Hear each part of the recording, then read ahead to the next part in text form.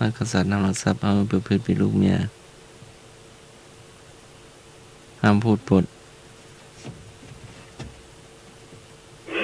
แล้วก็ห้ามดื่มสุรายาเมาเนาะ นั่นเป็นข้อห้า เจ้า อืม ได้เวลาพอสมควรกาเมสุมิจฉาจาราเวรมณีห้ามท ข้ององูเจ้า ำข้ององูมีกิ๊กมีชู้มีคู่นอนหลายคน ข้ององูถูกทุกข้อ เจ้า ต่อไป นอนกับใครไม่ผิดศีลข้อสามก็เมียคนอื่น ขอหญิงที่เป็นญาติ ขอเมียตัวเอง งอหญิงนักบวชนอนกับใครไม่ผิดศีลข้อสาม อืมเจ้า เจ้ารู้ไหม เจ้า เจ้าไม่บูนมาแล้ว ข้อควาย ขอควายขอ ก็ขอเมียตัวเองเนาะ ควายเขาร้อง นอนกับใครไม่ผิดศีลข้อสาม ตัวเมียตัวเองจ้ะ เอาฮันนายจะตัวแม่บุญ เจ้าสวัสดีเจ้า เท้าปีใหม่เขาควาย ขอควายนอนต้นไฟ ข้อ เจ้า ต้นฝ้ายเนาะ เจ้าควายดอยสะเก็ดนะเจ้าสวัสดีเจ้า จะน้องไหม แม่นวล ไม่นอนตัวแม่บุญนะเจ้า เจ้า เจ้าขอควายเนาะ เจ้า เจ้าดีเจ้า เจ้า เจ้า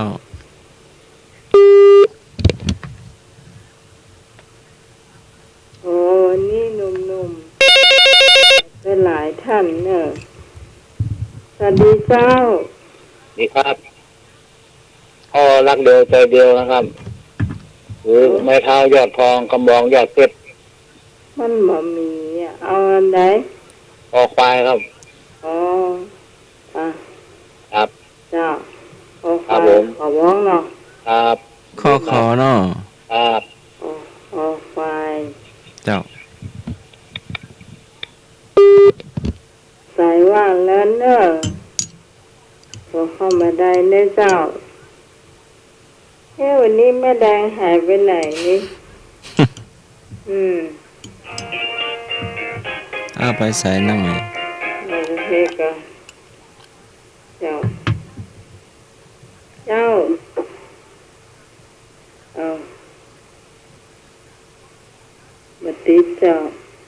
ภาพแล้วบัดติดเนอะ เมติกา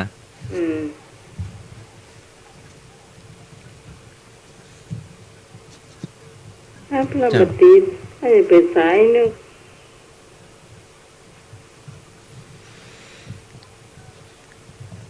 นอนกับใครไม่ผิดศีลข้อสาม เดี๋ยวเพิ่ง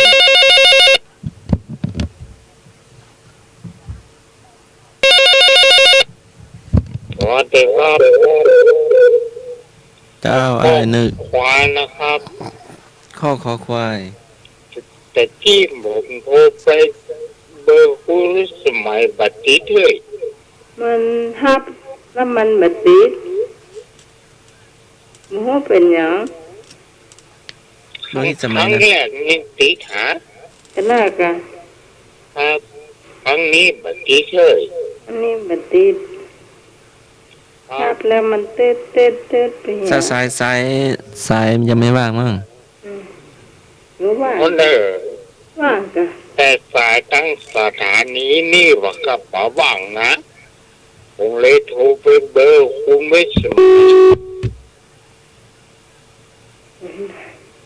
ไปโกนเปิดขว้างอย่างเงี้ย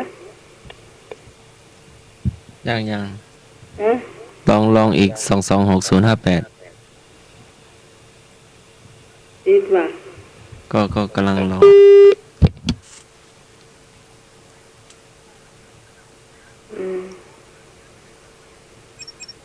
เราเข้าไปได้ ได้ค่ะ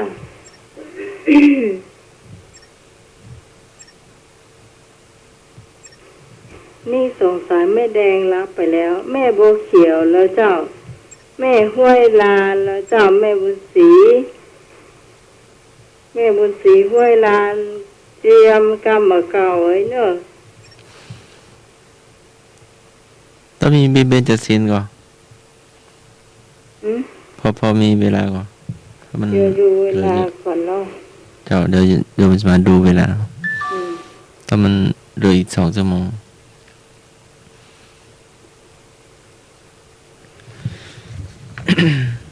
คุณผู้ฟังท่านไหนจะตอบเชิญเลยเนอะไอ้เนึกตอบข้อไหน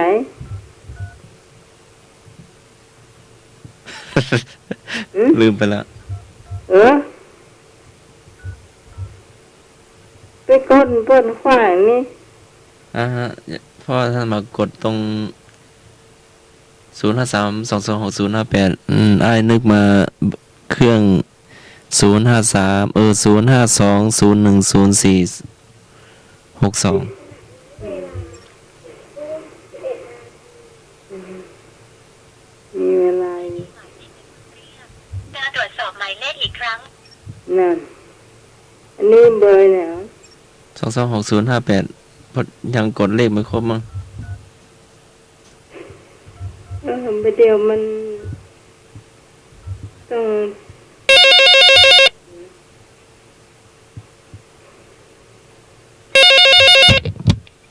สวัสดีครับ เอ้า เป็นกิ้งบอกต้องข้อควายครับ ข้อควาย ครับ อืมจ้า เจ้า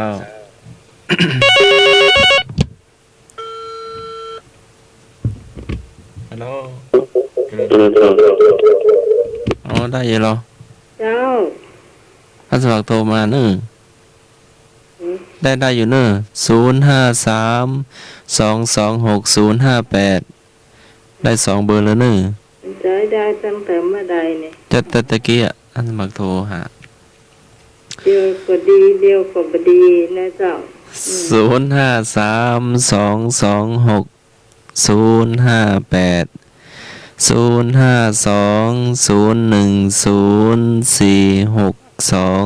วิธีเขาก็ไม่ได้เช็คช่วงของเพลงเนาะ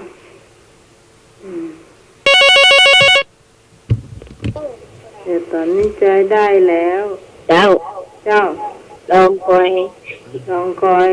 เจ้า ชัดเจนเลยแม่ เจ้าแต่ได้แล้วเนาะ ได้ละ เจ้า ได้แล้วแม่ เจ้า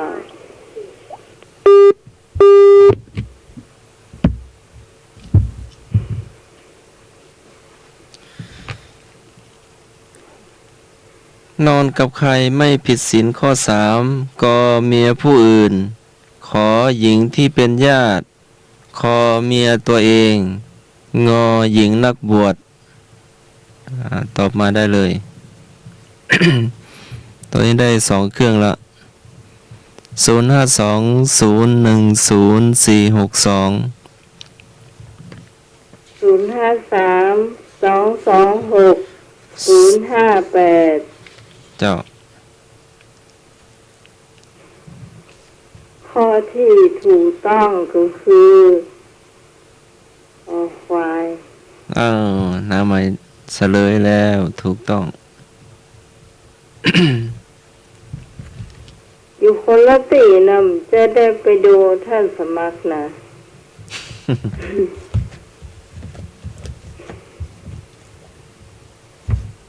เจ้า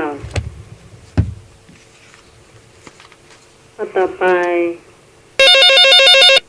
โอ้จะหันมาตอบอยู่เนอก เจ้าสวัสดีเจ้า สวัสดีครับ เจ้า ข้อเสียเงินกับนี่เงินกับเมียตัวเองข้ออย่างไรเจ้าข้อควาย ค นะ อควายเจ้าแม่บุญศรีห้วยลานเนอกเจ้า แม่กำเดียววันก็เตรียมกรรมเก่านะแม่เนอะแม่บุญศรีห้วยลาน เจ้า เอาประวัติศาสตร์สักข้อเนาะ โอ้ได้2 ข้ออยู่เจ้า เอา ท อามาแหมข้อเนาะ เอามาเห็มข้อเนาะ อืม ยืมของเขาไปแล้ว ไม่ส่งคืน เข้าข่ายผิดศีลข้อใด ยืมของเขาไปแล้วล็อกก็ไม่ยอมส่งคืน เจ้า เอ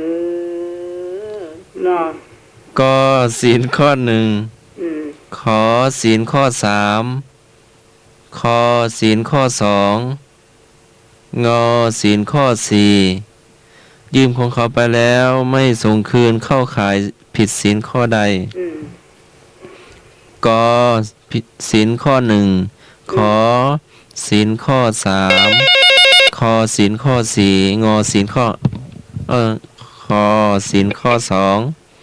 งอศีลข้อสี่ ภาษาเจ้า เจ้า สิ่งข้อสองเจ้า ศีลข้อสองแม่ ไม่อ่านครับ แม่ห้วยลาน แม่บุญศรีเนาะ นี่มุสีห้วย เจ้า ลานเนอะ แม่บุญศรีห้วยลานทีมหนึ่งนะเจ้าแม่บุญศรีห้วยลาน อันนี้ทีมหนึ่งนะเจ้าแม่นวลมาเลยแม่นวลแม่นวลอย่าเพิ่งรับมาช่วยไอ้หนุ่ยก่อนนะเจ้าเอาละดาว เอารับสายมาก่อนเนอะ เจ้า ฮัลโหล เจ้า ร้อยบาท คนว่า ไป สิ่งข้อสองกับสิ่งข้อสองครับ ผมบอกว่าสิ่งข้อหนึ่งถึงข้อห้ามมีอย่างพ้องครับ เจ้าบอกเป็นอย่างเดียวจะอธิบายให้ฟังเจ้า เอาข้อสองครับ เจ้า ได้เลยได้บ่าว เจ้า เจริญพร โอ้ชัยแม่เจ้า ครับ เจ้าไอ้หนุ่ย สองกับสองนะครับ สองกับสองเนาะ สองบวกสองเป็นสี่ ไอ้หนุ่ยเบาเสียงแล้วเนอะเบาเสียงวิทยุเลยเนาะบนกล้อง เจ้าสวัสดีเจ้า เจ้าน้องไหม แม่นวล สองบอกสามเป็นหก อืม ค่ะ เจ้า ดึกมาอารมณ์ดีเป็นห้องอยู่ภายนอก เจ้าใครเขียน ใคร เนี่ย ใครเครียดตัว เจ้า เจ้า เจ้าผิดค่ะ รายการผีบ้าผีบอเจ้าสวัสดีเจ้า เจ้าสองสามหกหนึ่ง 236 เจ้า 428 เออเจ้า เจ้าเอาละละอุ่นวายแล้วเจ้าสวัสดีเจ้า สวัสดีเจ้าข้อสองนะเจ้า แม่บัวเขียว เจ้า แม่บัวเขียว สวัสดีเจ้า ในเจ้าไม่ห้อยเงินดอยสะเก็ดเจ้า เจ้า มาน้องต้นไฟเข้ามาเลย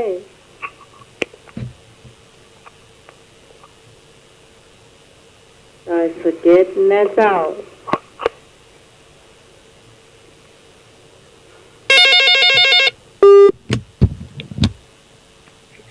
เจ้าข้อสองเจ้า ข้อสอบเหมือนกันนะเจ้า เจ้า เจ้า ตอนนี้หมายเลขโทรศัพท์นี่ใช้ได้2หมายเลขแล้วนะเจ้า 052-226-058-010-462นะเจ้า โอ้มีเพิ่มเข้ามาไอ้บ่าวธงชัยเข้ามาแล้วนะเจ้า ไอ้บ่าวดอกแดงอยู่ทางใดสวัสดีเจ้า สวัสดีเจ้าน้องไม้ เสียงเบา ฮะ ได้ละเจ้า ไม่ แต่ ได้ ไม่มาประกาศพระอาจารย์ท่านสมอ เจริญ ส พ วัสดีน้อ รง ใหม่เน้อ เจ้า ทำมาขายเครียดทุกคนเน้อ เจ้า คือแม่บัวเขียวอะเน้อ แม่บัวเขียวมาแล้วเจ้า มาแล้วเนาะแม่บัวแดงตัวเด้อ เจ้า เจ้า โอ้นี่เพียบเลย เจ้า ทีม2เพียบเลยนะเจ้า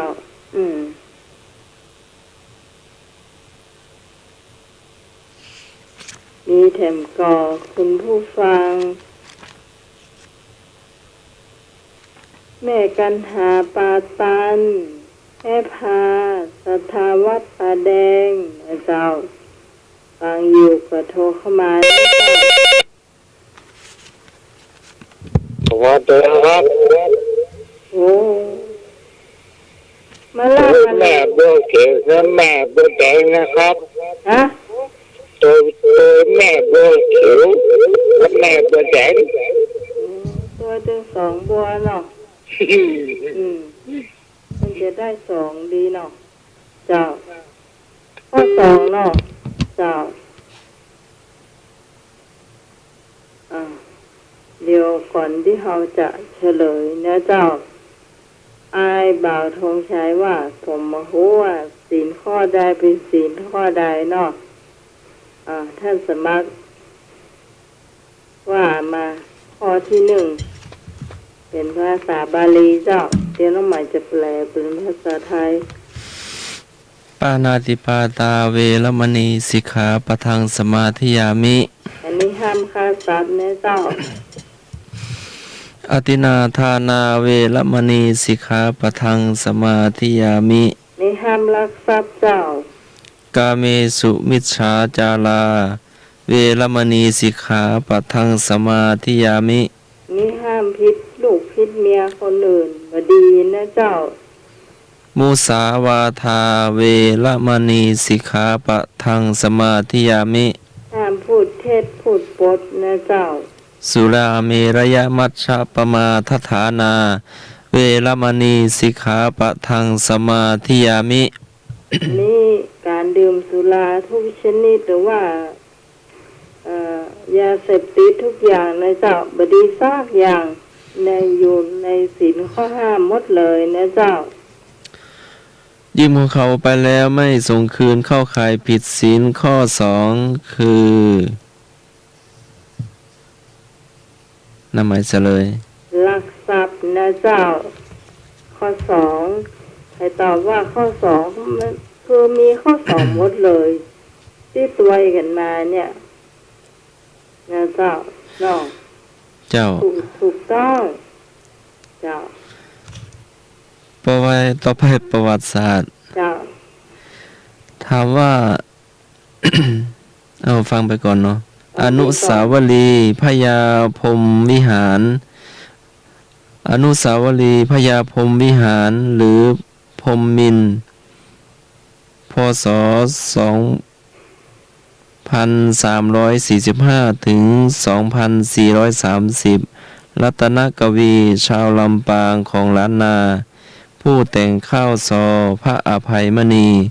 ข้าวซอหงเหิน บางตอนคำจม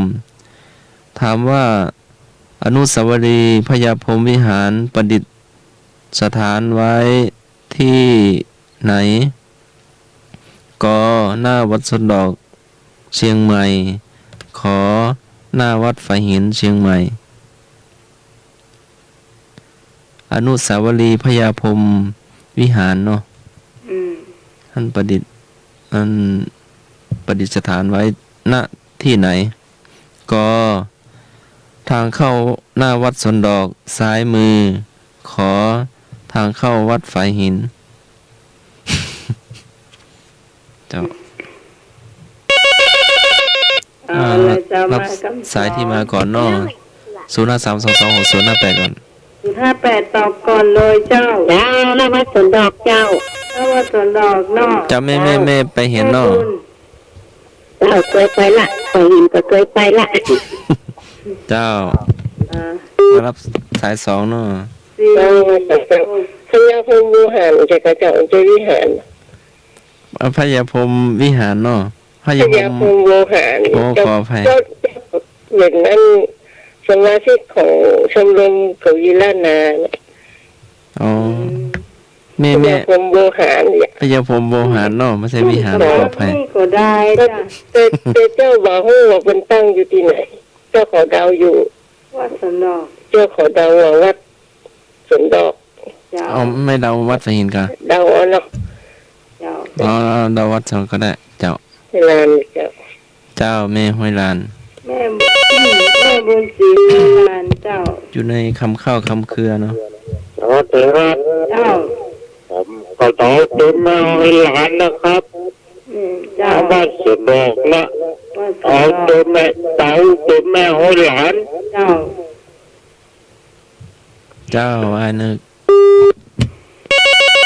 พญาพงวิหาร โอ้ไปเด้อขอสมา เสียหน้ามุด เจ้า เจ้า วัดสุนดอกอ๋อ เจ้า วัดสุนดอกครับ เจ้า เจ้า อนุสาวรีย์พญาพรหมโวหารเนาะ หาร อนุ ใส่พรหมวิหารเว้ย อนุสาวรีย์พญาพรหมโวหาร อืม ครับ เจ้า ตั้งอยู่ณที่ใด ครับ เจ้า คุยท่านสมัครแล้วครับ สมัครเอา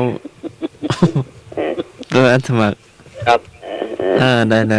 ครับ โดยท่านสมัครอีกไปทางไหน ว่าอ้างว่าสนอว่า อ๋อท่านสมัครเตียวไปอ่ะอืมเจ้าเพียรบ่าวธงชัยไม่อ่อนนะเจ้า มาเลย สายว่างแล้วเจ้าตึงสองสายเลย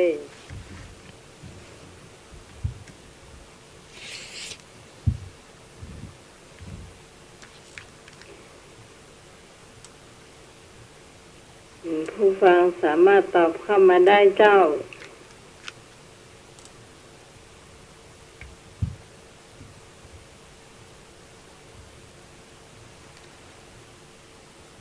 มีแถมกล่อง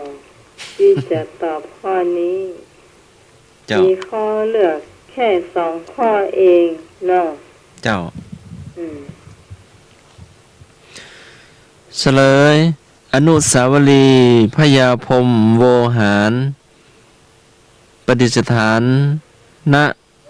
ทางเข้าวัดสนดอกซ้ายมือเนอะ อืม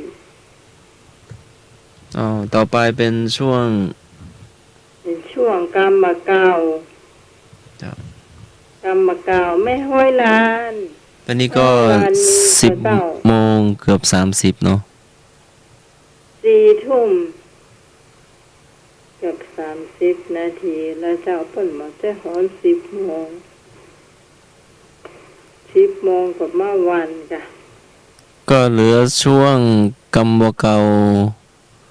เล่าเจีย เราเจียอะไรเอ่ย เจ้า อะอย่างแล้วก็ช่วงอำลา มี ช่วงประชาสัมพันธ์ก็คงมีน้อยเดียวเนาะ มีใครจะเข้ามาก่อนเจ้า เจ้าพูดได้เลย โอ้ได้เลยตอนนี้อยู่หน้าไม้แล้ว เจ้าสวัสดีเจ้า เจ้า ขอสักเรื่องเลยเจ้า เจ้า มีเงินคำว่าอยู่ว่าใจประสอยกล่องตมวันดอยให้บวชอ้างอะเจ้า มีเงิน กำบักเก่าอะเจ้า มีเงินอย่างก็เจ้า มีเงินคำว่าอยู่ว่าใจประสอยกล่องตมวันดอยให้บวชอ้างเจ้า โอ้ใช่แม่นแต่หนด เป็นเข้าขายเศรษฐีเด็กจริงก็กลัวผ่านจะต้านก็กลัวเสี่ยงนะจ๊ะ แม่นแม่ คน น ที่จี้อะเจ้า บางคนนี่จะต้านก็กลัวเสี่ยงเจ้า เจ้า มาเสียสตางค์ตอนอุ้มลูกยกหนังตอนเท่าตอนแก่เจ้าเนาะดูไว้ตอน เปิ้นมากิน ตอนลำบากตอนแล้วก็ตอนมี ต้าน อายุ ของประตานเนี่ยตอนนี้อยู่ดีสบายก็จะกินอะไรอย่างก็สบายคิดจิอย่าเจ้าเนาะอันนี้ขอให้ไอ้หน่วยนะเจ้ากรรมนี้นะไอ้หน่วยน่าจะเข้ามาเสริมได้อยู่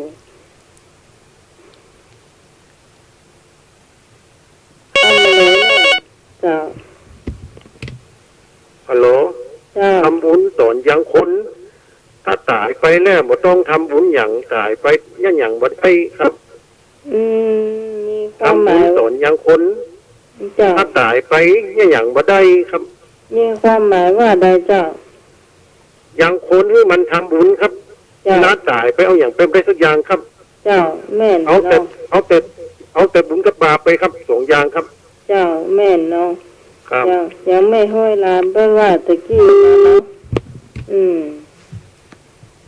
มีสตางค์กงต่อมหม่อนดอยบ่ใจบ่ซอยไผตึงบ่อวดบ่อ้ายนะเจ้า กรรมนี้นี่พอมันแน่เลย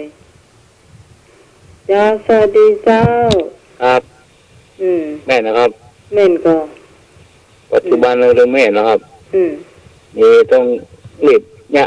รีบสร้างรีบทำครับ มาคึกอันขึ้นนี่ไม่ได้รับประทานแล้วครับถ้าเอาเปลี่ยนไปนี่หมดสิทธิ์ ก็เหมือน ครับ หมดสิทธิ์ทุกสิ่งอย่าง ครับ ก็เหมือนไอ้หนุ่ยหัวหันอยู่ ครับ เนาะ เรื่องจริงครับ เมื่อใดที่ เนี่ย เพิ่นก็รวยอยู่แล้วอย่า ครับ เพิ่นคิดสิไปหยัง กดเสี่ยง ก็เสี่ยง ครับ เนาะจะซื้อกินก็ยังมาซื้อเนาะ ครับ บำรุงตัวเก่าก็ย่ำบำรุงตาม ครับ แล้วก็เท่าแก่มาเป็นจะได้อ๋อ ผู้ขาหน้าหมู ครับ ทุกข์กันนะหม อั อน โรคนี่มาหรอครับโรคมะเร็งนะโรคสตาร์โรคเอาไปดูเราเนี่ย อายุก็เท่าแก่อุ้มลูกวกหนังเลยเนาะ สู้คนที่ปัญญาครับปัญญาสร้างไว้เวลาเพื่อเสียชีวิตไปคนนักครับคนก็มาช่วยกันนักคนมาแย่มาหาเนี่ยเวลาเพื่อเสียไปนะนักปิ้งอ่ะ เจ้าแม่น นักปิ้งอ่ะมีให้ช่วยมีอย่างครับ มันก็ ชี เป็ วิต น มันต้องมีค่าเนาะ เจ้า ครับ คนเฮานี่จะหันใจกันก็ต้องดูตอนตายเนาะ ครับ ถ้าเฮาช่วยเปิ้นก็จะมาช่วยเฮาเหมือนกัน นี่นะครับช่วยกันนะครับ ถ้าเฮาบ่ช่วยเปิ้นก็บ่ช่วยเฮาเนาะ เป็นมันมีอะไรครับศีลธรรมอ่ะมันถึงแม่นแท้หรอครับ เจ้าถึงเป็นแม่นแท้ จ้างหมดหรอครับจ้างหมดอ่ะยกก็จ้างอย่างก็จ้างหมดอ่ะเนี่ยแบบจ้างก็มาต้อง เพราะว่าอย่างล่ะบ่ช่วยเปิ้นนะกะเนาะ ชีวิต แต่ตามันหลอกคำแจ้งงานเนาะ ครับ อ้อช่วย ถามแล้วนอกก็เจอหรอหนึ่งเดียวอ่ะโอ้เพิ่นหักกันหรอเพิ่นสามัคคีกันนะ เจ้า ต้องได้บอกครับก็เพิ่นช่วยกันทั้งเหนือทั้งใต้ แม่น ทุก ละ สิ่งอย่างครับพร้อมหม แม่ ด นละเจ้า ครับสามัคคี ต้อง แม่เวลานี่เก่งเนาะ ไม่ ประส รู้ บการณ์ชีวิต ครับ กรรมเก่าของเปิ้นนี่เน็ต ครับ นะ นิดนะไม่ได้แค่มันใช้ได้ทุกสมัยฮะ เจ้าแม่นเจ้า ธรรมะอันนี้ใช้ทุกสมัย ครับ คนโบราณคนเก่าคนรุ่นใหม่อะไรหมด เจ้าเนาะแล้วก็ยังมีกรรมของทุกลุงทองที่เปิ้นเคยบอกเอาไว้เจ้าเดี๋ยวกันเลิกกำลังนึกอยู่อย่างนะเดี๋ยวกำลังนึกอยู่เอาหอยหน่วยเอามาของวันนี้ ครับ กีด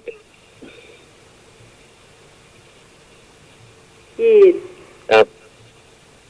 แม่บุญมาสนทนาตัวก็ได้นะเจ้ามาเห็นสายหนึ่งเนาะ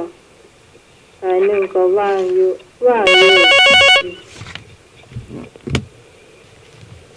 กีดครับ ว่าได้ไปนี่ กีดครับ มีตัวอย่างก็ กีด กีดก็คือแคบอะ กีด ครับ เจออีกีบจีบนะคะ กรีดครับ จีบ ครับ อ๋อมันจีบมันแคบนะคะใช่มันเข้าไม่ได้มันจีบอ่ะโอ้มันใหญ่มันจีบเกิดแป้งมาหนุ่ยอ่ะ เป่าออกอ่ะ ห้องมันจีบอ่ะเนาะ ครับ ห้องมันน้อยเดียวอ่ะมันจีบไปมันได้อ่ะ ตัวใหญ่เนาะเข้าได้เนาะ ใหญ่อ่ะมันเกิดต้องเต่าบางอันกองกีดนะเนาะ ครับ รถกันใหญ่ก็เข้ามันได้ เข้า นะ ได้หรอก กอง เพื่อนมาต่อ น้อย เพื่อนมาต่อท่าปลานะกะเพื่อนมาต่อท่าปลาสวงว่าโอ้ต้นไม้นั้นหักไว้เมินละห้ามฟันเขาว่าเพื่อนท่าปลามาตอดมาเข้าไปได้รถอ่ะเขาฟันเด้อ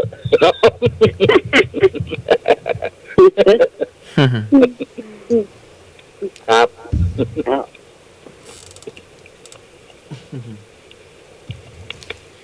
เนี่ยก็รถไปละ ของแม่เราเจ้าของแม่มีก็ เสียงน้ำใหม่เนี่ยเบา อยู่ไกลอยู่ อ๋อแม่มีกะ เจ้าแม่บุญ แม่มีกำว่ากำบดีบางคนเอามาเล่ากำปากเก่าบดีเอามายาย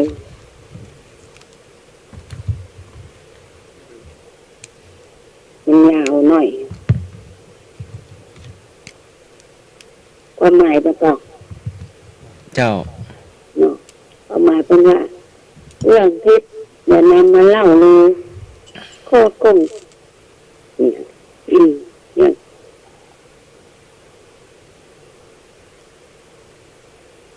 ข้อข้องเก่าๆอย่านำมาเติมแต่งให้เป็นเรื่องเป็นราวขึ้นมาอีกกรรมการเป็นว่ากรรมบดีคนเอามาเล่ากรรมฝั่งเก่าบดีเอามายายการนำไปใช้ควรพูดในเรื่องที่สร้างสรรค์คำแสคนนี้ เจ้า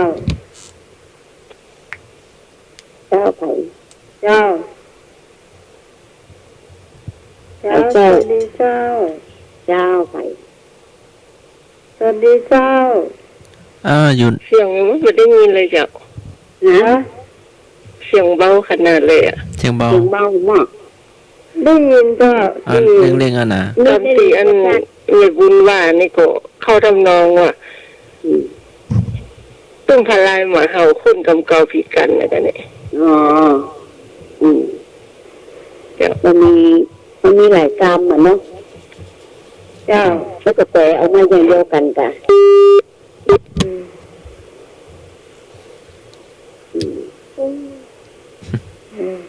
อันนี้เดียว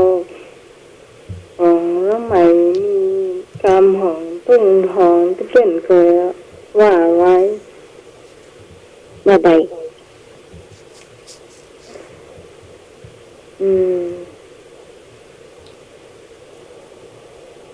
เป็นว่า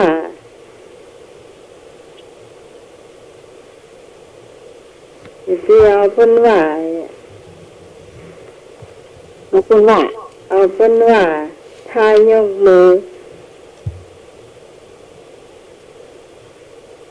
ถ้ายกมืออย่างเดียว เอาเป็นว่าสมมติว่า เอาเพื่อนว่า ให้หนุ่ยว่าจะได้ เอากระโตยเพื่อน เอ เนี่ย อคนนั้นน่ะ นี่มันเป็นหมดมันเป็นมาขัดมาคล้องตัวอย่างเนาะซึ่งแบบเลี้ยงคนเนาะคนไอ้ใดก็เอาอันน่ะอีเนาะ จะทุกโมโห เอาอันน่ะเอาอย่างเพื่อนน่ะอีเนาะ เอาอย่างนั้น เรายกมือก่อน เอาเป็นว่าเราก็ทายกมือพอมันพูดเสร็จเป็นได้ว่า สวัสดีครับ อ้าว นิกรรมของลูกมึงคมกันผมจำได้นะครับ แม่น จำได้ เอาเป็นว่าถ้าโยมมือถือเดินแน่แย่แล้วก็แก้ไข วิธีกรรมเตสัน เอาเป็นว่า บางคนนัดก็เราไปประชุมกันละแล้วก็ตัวเก่าไม่ได้ไปนะก็เอาอะไรก็เอาอย่างนั้นไหนอ่ะ คือ แล้วก็เพิ่มมาทีหลังมันก็ไปแย้งขึ้นนะ ก็มาโต้แย้งกันทั้งนอก ก็ไปแย้งขึ้นตัวเก่าไม่ได้ไปอ่ะ ใต้เหมือนกันเจ้าไปแล้วก็บอกกล้าโอ้แต่พอเป็นยกมือก็ยกตะบนไปเนาะยกมือตะบนไปเนาะเพื่อจะสาวเสียงได้อย่างไรอะค่ะ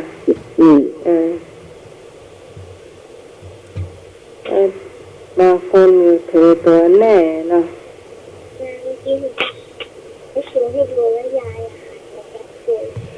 ถ้าคุณผู้ฟังตุ้งทองก็จะมีอยู่คำเหล่านี้จ้ะแต่ชอบสองกรรมเนี่ยเนาะของตุ้งทองนี่ชาวฟังนี่เป็นละอธิบายได้ละเอียดยิบนะจ๊ะผู้ฟังอธิบายนะยาว แต่ละกรรมหนึ่งนี่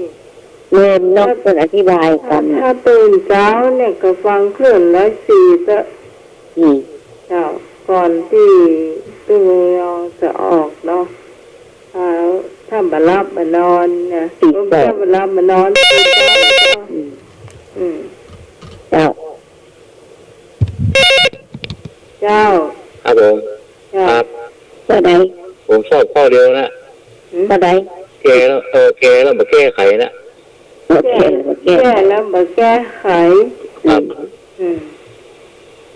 พอไม่เศร้าล้ำพุ่มอ่ะมันล้ำไปแล้วอ่ะล้ำหรอ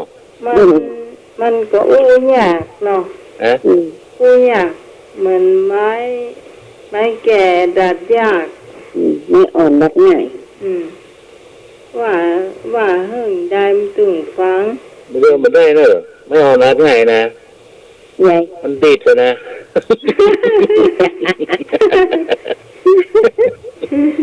เรื่อยก็มันจะดัดเขาอะเขารู้หรือเขาคนเมื่อเก่งเฟรนก่ะโง่มาหักจะหาเราเดี๋ยวไปดูกับพวกเราไม้พวกแล้วนะไม้พวกเนี่ยอยู่ใกล้เลยไม่หนูนั่นแหละนะครับได้แล้วมันก็มันโค้งมาเดียวอ้อมเดียวมันดีดนะก่อนถามไม่หน่อยก่อนว่าเสียงทางวิทยุเป็นไงพ่อดีแล้วครับน้องก็ว่าชัดนะเพราะว่านี่ชัดที่แม่เวลาบอกว่าประชาติไม่พูดตรงๆนะไม่ใช่พูดโคตรเข้ามาพูดวิทยุเป็นมาชัดก้ามาตัดก้าคุณผู้ฟังที่ฟังอยู่ในเจ้าถ้าฟังจากวิทยุอันนี้บอกได้เลยเนาะว่าเอาสายไฟในเจ้าสักสองว่าต่อขึ้นไป4 เมตรเจ้าเอาเป็นน้อยหน่อยเอาปอกใส่แล้วมันเหลือก็ใส่ตรงในน่ะน้อยหน่อยเนาะครับได้เลยเนื้อจอมปลาน่ะค่ะเอาไปมัดกับเสาอากาศเจ้าโอ้ท่อนนี้ชัดเลยเนอะถ้าคุณผู้ฟังที่ยังฮับได้เนี่ย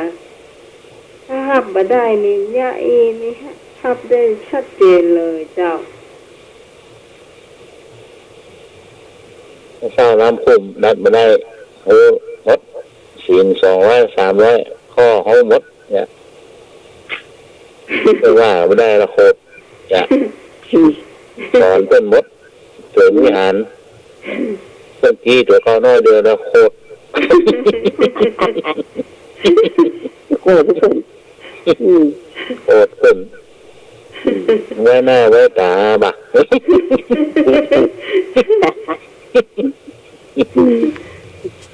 สอนต้นเป็นวิหารนะบ๊บนานกี้น้อยเดียวโคตร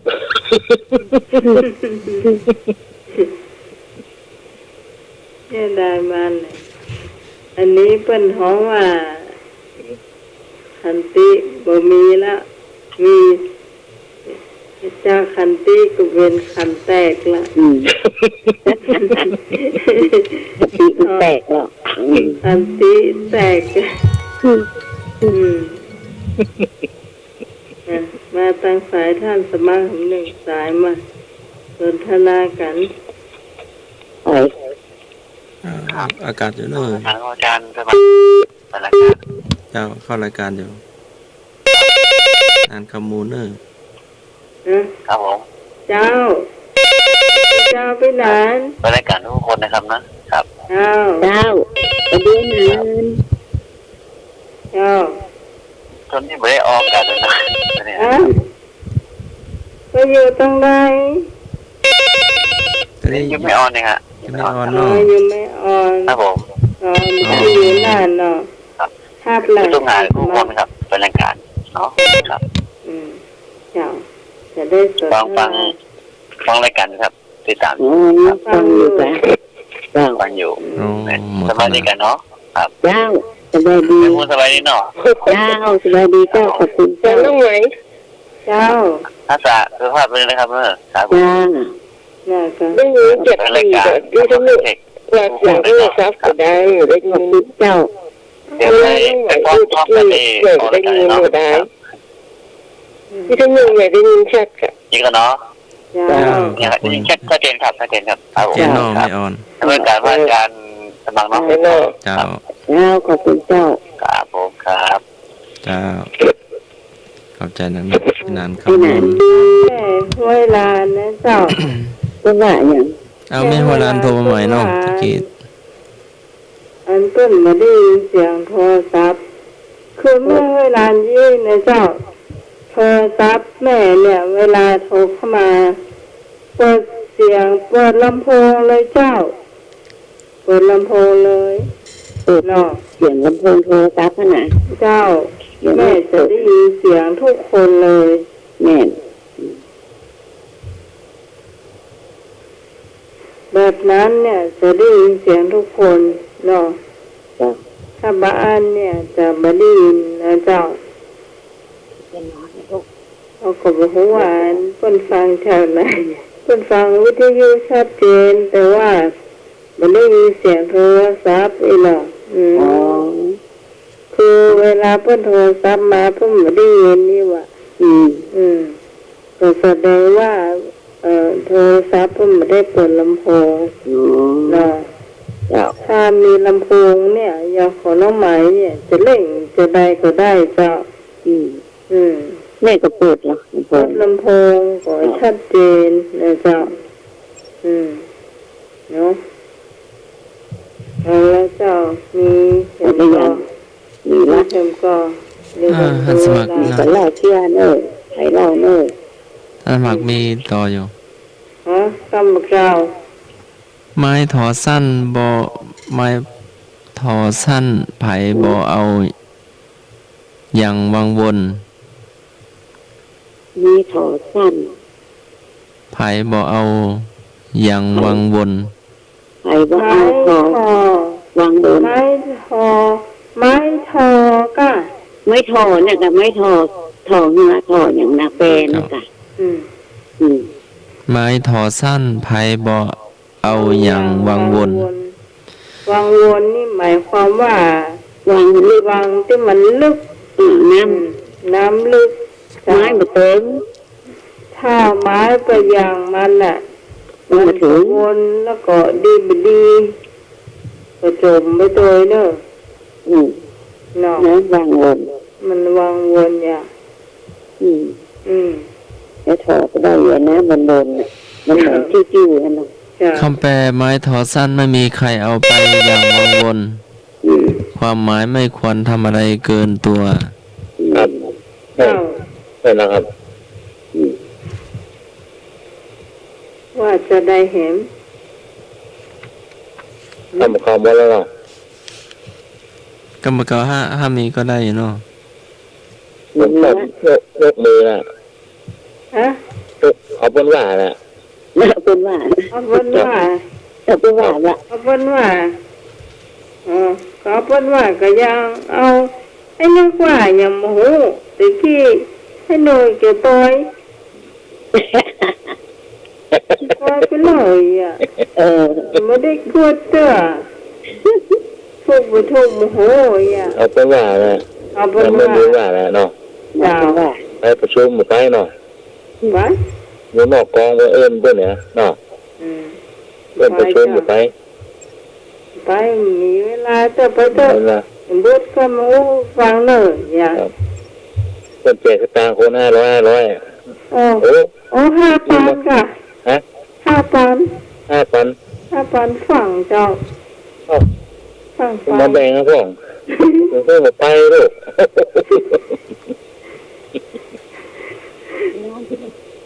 มือเดียวสมหาย5,000ก่อนนะ โอ้ลงไปแล้วกันครับ โอ้โหเนี่ยเราโหเหมือนกันนะเราไม่ได้ลง ลงทะเบียนแล้วเหรอ แต่ว่า เชื่อแล้วเชื่อเลยบอก ฮะ เชื่อแล้วเชื่อเลยบอก เจ้า นี่ไปลงทะเบียนแล้วนะ ผ่าน แล้วเหรอเป็นผ่านแล้วเหรอเป็นผ่านแล้วเหรออ๋อเพื่อนเอฟตอบมาแล้วไงเรายาประสาทกินเหรอ ฮะ ฮะ เอฟอ่ะไปลงทะเบียนเนาะวันนี้ลงทะเบียนอย่าให้5,000อ่ะจะเอา5,000นะกะลงทะเบียนผ่านอ่ะเพื่อนส่งเอฟปิ้งมาแล้วเก่าอ่ะพรุ่งนี้เขานาไปโรงพยาบาลประสาท โอ้สัตว์ แต่ไม่เล่นฮะ กูเจ้าว่ามะเร็งเนี่ย ดูเจ้าว่าอะ ตู้เจ้า เจ้าว่ามะเร็งเนี่ย2 ทุ่มปลายเลย อ๋อสอนนุ่มสายมหาประสิทธิ์เหรอ เนี่ยกูเจ้าว่าแล้วอ๋อเปิดมาลงกับเดินก็ได้คน5,000งั้นได้เอฟส่งมาปิกมากับมันเขานาไปโรงพยาบาลประสาท นั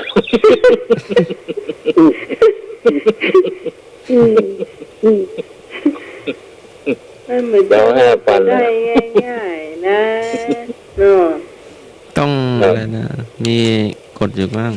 กฎกติกาต้องมีอยู่ เนี่ยกูเจ้ามะเร็งว่า เจ๊น้องใหม่ปุตตา เพื่อนแล้วเพื่อนนะกะก็ต้องเอา5,000 น่าจะ ประมาณนี้ เดี๋ยวน้องสาวคนนี้ลงกับมีธุรกิจของเขาอยู่หรอ สตางค์ลงเวน่ะเนาะเพื่อนเนี่ยเอาชัดไปของเพื่อนแล้วมาพูด เขามีได้กระเปิดนะก็ไอ้หน่วยได้ลงก็เนาะ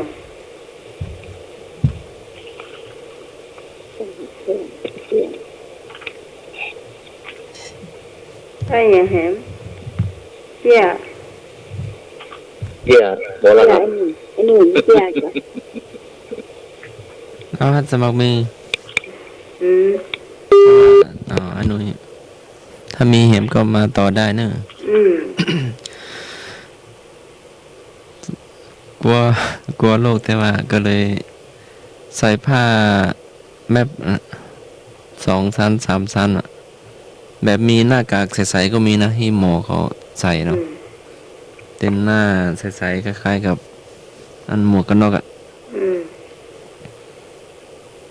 แล้วก็ใส่สุด ใส่ถุงมือใส่ถุงเท้าใส่สุดตั้ง3-4 สุดกลัวโรคเนาะ เหมือนคุณหมอค่ะ ของคุณหมอนะ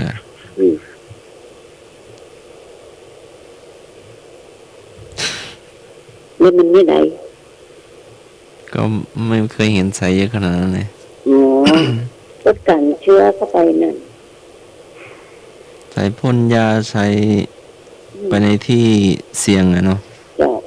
หน้ากากนี้แมทนึงใส่ตั้ง2-3 อันก่อน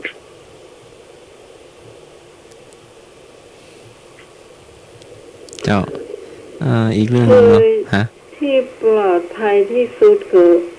มันจะออกไปไหน ช่วงนี้จะ รัฐบาลก็ บ้านมัน รัฐบาลก็ห้ามออกไปไหน แต่เขาทำเป็นรถในบ้านอะเราขับรถออกไปอะ ตลกไหมไม่ออกจากบ้านนะแต่ว่าเอาบ้านทำเป็นรถเลยกะ ขับไปเลยแบบเพื่อนหัวเราะไม่ออกจากบ้านแต่อยู่ในรถแล้วก็ว่ารถก็มาเป็นทำเป็นบ้านเวนี้ก็มี อ๋อเอารถทำเป็นบ้านแล้วก็อยู่ในให้ราคาออกไปอะค่ะ แล้วก็เพื่อนก็หัวเราะ แล้วก็กักเขาเรียกว่าอะไรนะอยู่ในบ้าน แล้วก็กักตัวอะไรนะแล้วก็เต้น เต้นในบ้านอ่ะ กักตัวไม่มีอะไรทำมั่งหรือว่า เต้นอยู่คนเดียวจ้ะ เต้นอยู่คนเดียวไปประตูก็ล็อกไม่กล้าออกไปนะคะเดี๋ยวเปิดเพลง เต้นอยู่คนเดียวอ่ะ เปิดเพลงเต้นอยู่คนเดียวเนาะมีอย่างว่า คงซื้อข้าวซื้ออะไรไว้แล้วมั่งเนาะเห็นมีมาม่า อยู่กับมากับเมียว วันนี้แม่น้องแก่งอันนั้นน่ะบุคคลก้อมเมื่อไหร่นะ แข่งพอดกล้อง ลำบ่ชอบ กินได้อะค่ะ บ่ได้ส่วนใหญ่เรากินข้าวสักน้อยเดียวน่ะหมดลึง กินได้ลำ เจ้า หูดเอานะ ใส่บะถั่วให้หน่อยใส่ผักลาให้หน่อยให้น้องใส่ลูกกาจีดีมันซื้อจะเอามาพางไหนของเพิ่นเพิ่นก็เลยเอาผักกาดเทียมเพิ่มหัวหนึ่งว่ะ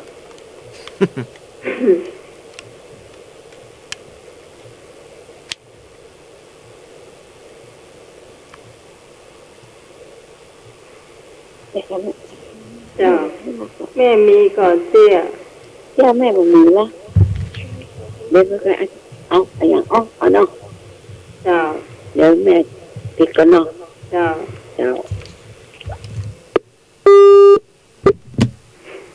คุณผู้ฟังท่านไหนมีเสียจะเล่าเจ้าไอ้พงภาษาได้ยินเสียงนี้แล้วมาเนอะมีเสียวันนั้นไอ้พงเล่า2 เรื่องด้วยกัน เรา2 เรื่อง 2 เรื่องติดกัน วันติดที่แล้วพระอาจารย์อยู่เนาะ แม่น เราไป ท่านสมัครที่อยู่ อำเภอธาตุ2 อย่าง คนละเรื่อง2 เรื่อง ช่วงเล่าเจี๊ย4:58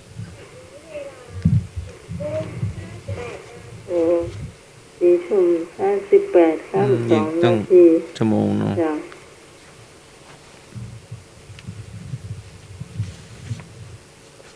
ต่อไปจะเป็นอย่างอ้อกับจุดๆเนี่ย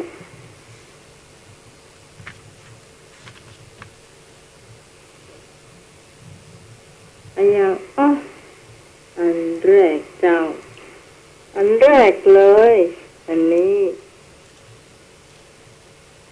คำตอบนี่ออกมาฟังให้ดีนะเจ้าเพราะคุณผู้ฟังเคยฟังให้ดมอดะ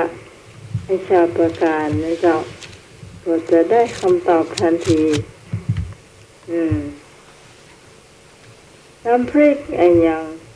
กินแล้วบ่เผ็ดเจ้าน้ำพริกอันยังกินแล้วบ่เผ็ดน้ำพริกอันยังกินบ่เผ็ด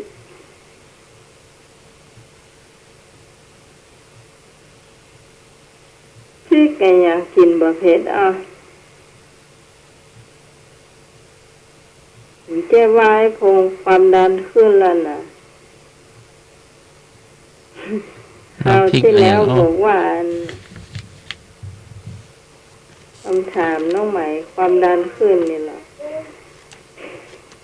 ตอบได้เนอะพี่นาน นามขมูล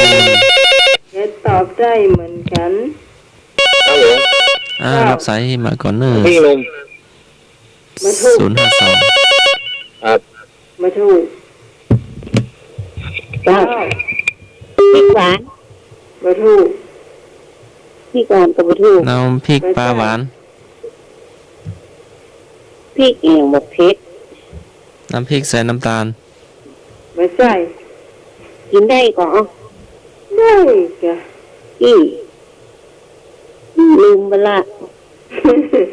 น้ำพริกมะปราง โอ้โทษ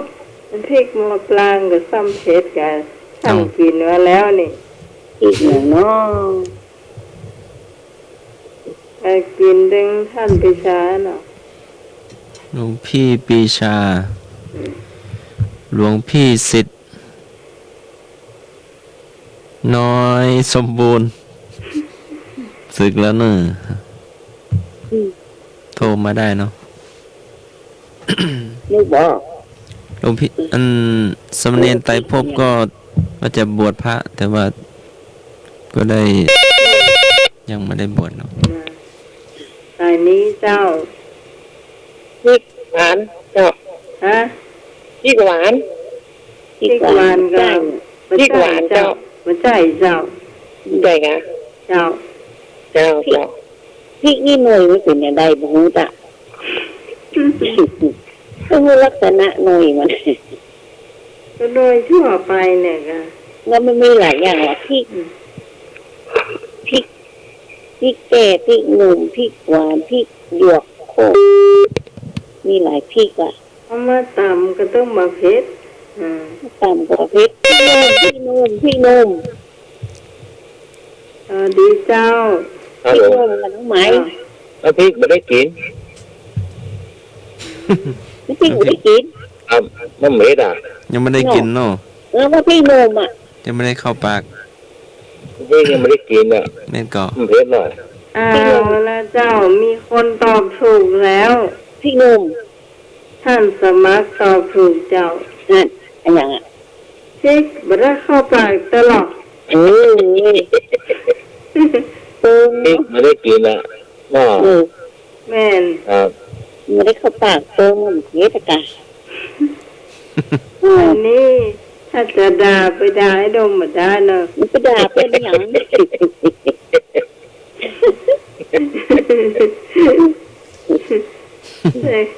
เป็นว่า เราดีพี่หนาขโมยนะครับนี่ครับ งานขมูลมาตะกี้ ครับ เมื่อตะกี้ละ รับฟังรับชมอยู่เด้อ ฟังกำลังฟังอยู่พุ่นอ่ะ ครับ เจ้า โคตรเอาเนอะ โอ้เดิ น้ำดีอยู่บ้านนะ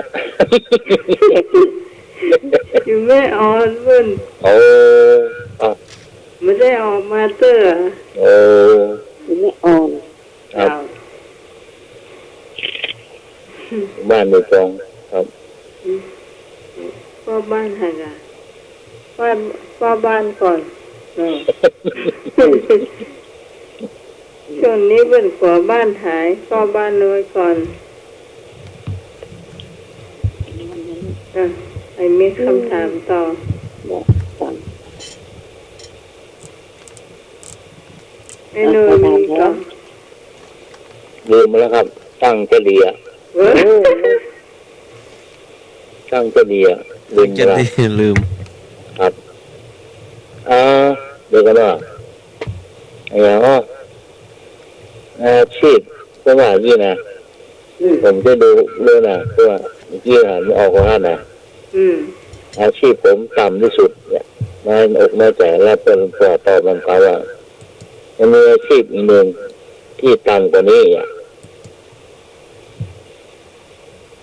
ไอ้บอกว่าผมอาชีพต่ำที่สุดเนี่ยนะโคชกบอกว่ามันต้องอายอาชีพต่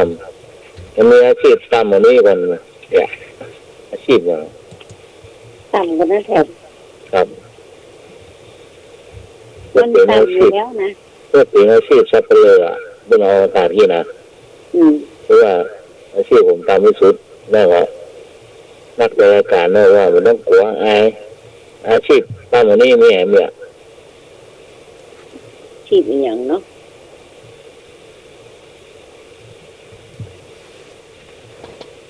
อย่าง ว่า ชีพอย่างตามที่สุด อาชีพอะไรต่ำที่สุด ครับ ต่ำที่สุด ก็ต้องอายอ่ะอันที่น่าอายตามของนี้ก็มีอ่ะ อาชีพ วาดถ ต่ นน ไม่ได้ครับ ำเก็บ ถ้า ขั้น มั แร น ก กว่านั้นเราก็มีอาชีพดีกว่านี้ดีแอมเลยอะแล้วตามกว่านี้แอมเลยอะ เก็บขยะ อาชีพเก็บขยะ ดีอันนี้ก็ดีอย่า คัดแยกขยะ ดี ขยะแห้งขยะ กระป๋องขยะพลาสติก ดีอันนี้ก็ดีอันนี้มาตามด้วยอะตามกว่านี้มีแอมเลยอะ ต่ำกว่านี้อีก ปฏิกูล นั่นก็ดีอยู่ครับอย่า ดีอยู่เอ ครับ โอ้ดีต่ำกันนะแถม ครับ อย่างน่ะขุดดิน นี่ก็ดีอย่า อืม อาชีพไถนา ดีเนี่ย แล้วสืบอะไรอย่างเนาะต่ำที่ต่ อาชีพ ตามกว่าสุด กวาดใบไม้ นั่นก็ดีครับนี่ดีอยู่อย่า อาชีพขุดน้ำบาดาล นี่ก็ดีอย่า อันไหนก็ ำ ดี ก็ดี เป็นหลวงพ่อดีแล้วอ่ะอาชีพดีอะไรก็ดี น่าว่าเอา ตามตัวนี้ว่าอาชีพต้นเมื่อนั้นน่ะบดีอ่ะ ที่เปิ้น ต้นน่ะต้นรักต้นน่ะอาชีพบดีอ่ะ อ๋ออาชีพบดี ครับ อ๋อมันนั้นดีหมดอ๋ออาชีพที่มันบดีจ้ะ ครับ อืม อาชีพตามมาแล้วแหละรักต้นปกต้นต้นเนี่ย อืม เนี่ยอาชีพเนี่ยบดี อืม อ่ะในเมื่อไอ้หนูถามแบบนี้เจ้าทำไมก็จะเอามันยำมันน่ะ โอ้โหอันนั้นลงมือเนาะ ถึงแม้คนถึงแม้จะดีที่สุดแต่มันคนก็ต้องพอเป็นบดีเจ้า อืม เป็นคนที่บดีอ่ะถึงแม้จะเป็นคนดีที่สุด คนก็ยังพอว่าเป็นคนบดีเนาะอย่างคนบดีก็คนมันชอบกันจ้ะ ที่เรา ไม่ใช่ ที่เรา ไม่ใช่บอกใบก็ได้เป็นสัตว์ เป็นซัดเนาะ หมา มันบดี ไม่ใช่แล้ว ลวก ไม่ใช่ มี ลว ใจ กโลกเนี่ย หมาหมา ใช่ ใจเนาะ ก็ตอบหมาไม่ใช่ เป็นซัดอ่ะซัดอะไรอย่างเงี้ย ทำว่าอะไรนะ ดีจ้ะ ดีขนาดไหนก็ต้องมาดีมาดีเจ้า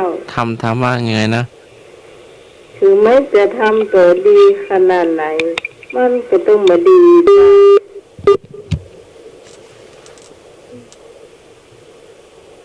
เป็นอย่างน้องแม่งอะไรอย่างเงี้ยทำดีแล้วก็บ่ได้ดีอ่ะ คุณผู้ฟังท่านไหนจะตอบโทรเข้ามาได้เลยในสอบ052-010-462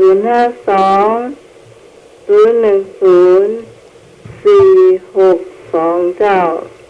โอ้นี่ ว่าไงครับ เจ้า เจ้า ผมขอร้องตอบนะครับ ว่า หนู ไม่ใช่ หมอเนื้อมึกบุญตอบเถอะถ้าสมัครตอบก็ได้ แมว พ่อหยัง ไก่ พ่อหยัง แมวนะ อืม แมวก็ดูแล บ่ใช่ที่ตอบแมวนี่มันพ่อหยัง เพราะแมวชอบเฝ้าบ้านเหรอ บ่ถูก ไล่หนูไล่แมงมุม มาถูกแต่ตอบว่าแมวเนี่ย มันมาละบอกละ แมว ต่อไปเนี่ยมันมาถูกจ้ะ แมวเป็นลูกกะ แมวถูกแล้ว แต่ว่าคำต่อไปมันยังมีอยู่ แมวเล่าเมาแล้ว แมวเนี่ยคำขึ้นต้นมาแล้ว แมวปิ่นบุบ แมวอะไรอย่างเนาะ ฝากไปปลาย่างไว้กับแมว แมวเศร้า เจ้า เฮลี่ค่ะ เฮ เฮลี่ก็ เฮลี่ แมวนี้มีแล้วอ่ะ ใช่แมวขโมย อ๋อ แมวขโมยจ้ะถึงจะทำดีขนาดไหนมันก็ต้องแมวขโมยอยู่ดีจ้ะ ชอบขโมยเนาะ รักกินปลา จ้ะคำถามต่อไปเพิ่นจะถามเจนนะเจ้า คาถาอะไรประหยัดค่าไฟโทรศัพท์คาถาอะไรประหยัดคาถาอะไรช่วยประหยัดค่าโทรศัพท์ เขาถามอย่าง คาถาอะไรช่วยประหยัดค่าโทรศัพท์ เขาถา ถาม ถามไม่ต้องโทร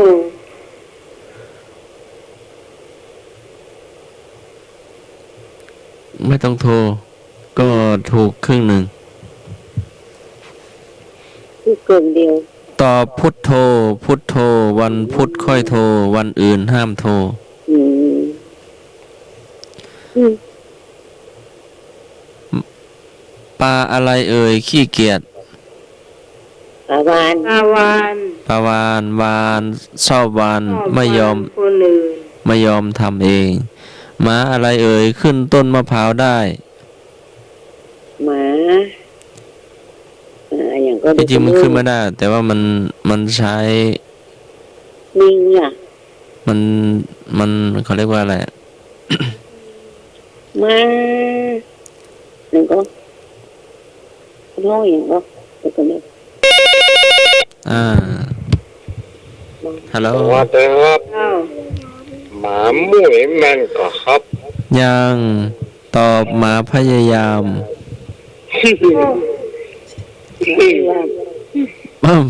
ผลไม้อะไรเรียนเก่ง ผลไม้อะไรเอ่ยเรียนเก่ง ไม่เท่าไหร่ ผลไม้เนี่ยเมบุญ แม่บุญเนี่ย แอปเปิ้ล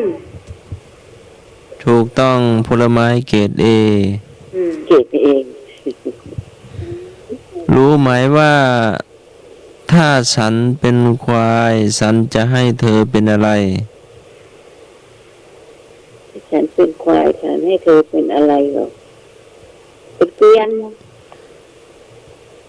อย่างต่อเป็นโคนจะได้ไม่จมปักรักเธอไง เป็นโคง แมวอะไรเอ่ยห้ามขับ แมวอะไรเอ่ยห้ามขับ มันเป็นคล้ายๆคำผวนอะ แม แม ว วอะไรเอ่ยห้ามขับแมว แมวเล้า แมวแล้วเมาแล้ว แมวรัก ถูกต้อง เมาแล้ว แมวลี แมวแล้ว แมวแล้วเมาแล้ว แมวเล้าเมาแล้ว เมาแล้ว เขาเรียกว่าเป็นคำอะไรอย่างนะ คำผวน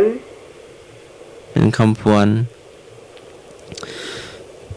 มีกษัตริย์องค์หนึ่ง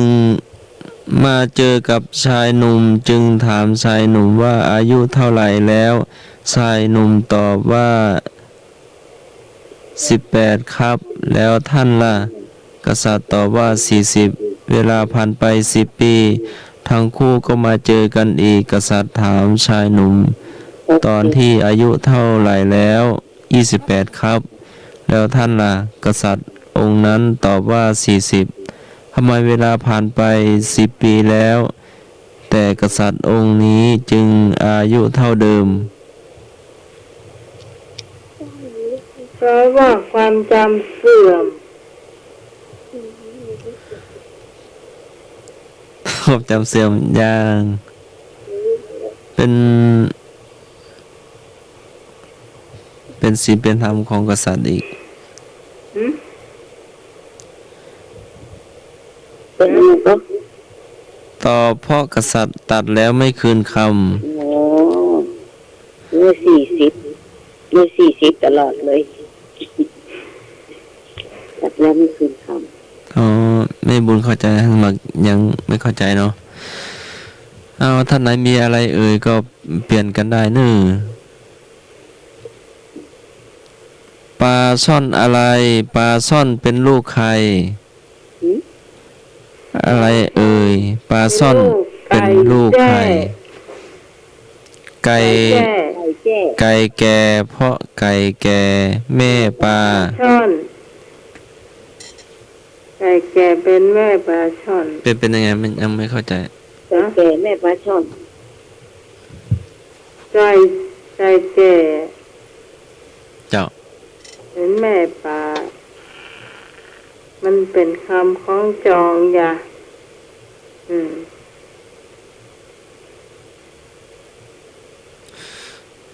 ปลาอะไรหาไม่เจอ ปลาอะไรหาไม่เจอ ปลาอย่างหามาเจอปลา ให้หน่วยมาเลยคำถามไม่หน่วยอะ ปลากด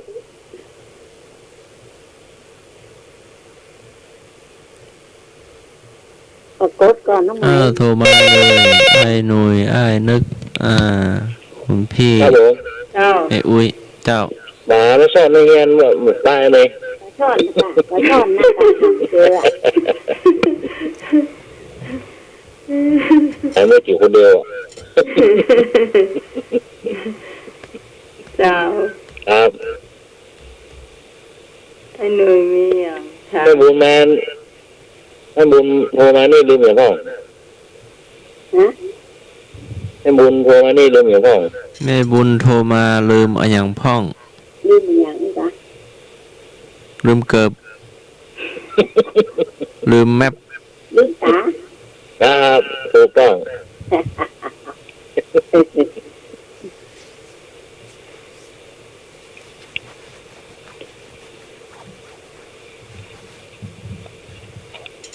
ถามแรกแม่ต่อหาย ไก่อะไรเป็นฆาตกร ไก่อะไรเอ่ยเป็นฆาตกร ไก่เต้ว่าไก่เล่น ก็ไก่แต่น่ะ ไก่ ไก่ย่าง ไก่จิกเด็กตายบนปากโอ่ง โอ้อย่างไรนะ มันน่าจะเป็นเด็กน้อยเนาะเป็นเรื่องจริงหรือว่าเรื่องแต่งขึ้นไม่รู้นะแต่อินดูเด็กเนาะอะไรเอ่ยมันอะไรเอ่ยข้างนอกสีแดงข้างในสีเขียว มันข้างนอกสีแดง สีแดง แต่คำตอบกวนมากหน้าหักดินกีอะ ผลไม้กินได้ก็ มันอะไรเอ่ยข้างนอกสีแดง ข้างในสีเขียว แม่ได้ยินนั้นท่านสมัครว่าก็มันคำตอบมันขวนหน้าฮักดินกี่เยอะดินกี่ฮักเกิงนั่นค่ะ น่ะ ประดินกีหักเกิงหักไว้ก่อนหรือว่า แม่น ถ้ามัน ต้องโดนบดินกี่ฮักเกิงขว้าง ถ้าไม่หักดินกีมันมาไม่ถึงวัยกะ แม่นมันรักอย่างนี่ไม่ตกใส่เฮากะ ก็เลยโบ แล้วแปลว่าอย่างนี้คำผวนจ้ะ จำได้ว่ามา เราลองตอบมาเนาะ หนู ก็ตอบมาได้เต้นนะ ลองโยมทางบ้านดูนู่น เอาคนนี้ก่อนเจ้า มันแก้วเป็นกระตู มันแก้ว ตู้กะ มันแก้วเป็นกระตูไม่เกี่ยวทางในมันอ่ะแล้วก็เมนนี่ละ มันแก้วอย่างนะ มันเก็บมันแก้วเป็น มัน กระตู แก้วเป็นแมง มันแก้ว เป็นแมง มันแก้วเป็นแมง ละ ข้างนอกเป็นสีแดง ทางในเป็นสีเขียว เราแมงกินแมงแก้วอยู่หรือว่าแมวมันแก้ว แมงไม่อยู่แล้ว มันเหม็น มันกินมาได้ มา แล้ว ได้ละ คนกินไม่ได้หรือว่าแมงกินอยู่ คนกินมาได้ละมันเป็นกระตู กินมันก็ต้องมาลามอ่ะ เราเอาไปปลูกต่อหรือว่าเอา โอ้ไปปลูกต่อได้ความใหญ่ ปลูกก็ไม่ได้แล้วมันเสียไปแล้ว มันเป็นแมง เสียแล้วเอาไว้ข้างเตาไฟหรือว่าเอาไว้ กว้าง เอาเผื่อไปโดน ขุยะบุรกา เผื่อไปโดนอันอาชญากรเหรอ ก็ไปเลย ช่างย้ำไอ้ชาวประการหรืออยู่เมืองฝางห้องบุกว้างเมืองฝางว่ากันเจ๊ก็เท่า เพื่อนนั่นเตียวมาเนาะ มันอะไรเอ่ยข้างนอกสีแดงข้างในสีเขียว บุ เอาน้องนั้นลองตอบดูเนาะ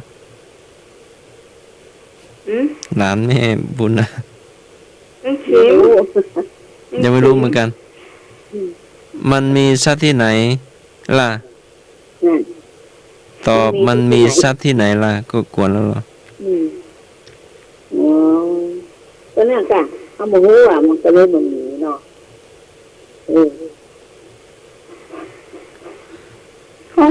คำถามเนี่ย หายใจไม่ออกคุณต้องทำอย่างไร หายใจไม่ออก คุณต้องทำอย่างไรอ่ะ คุณต้องทำอย่างไร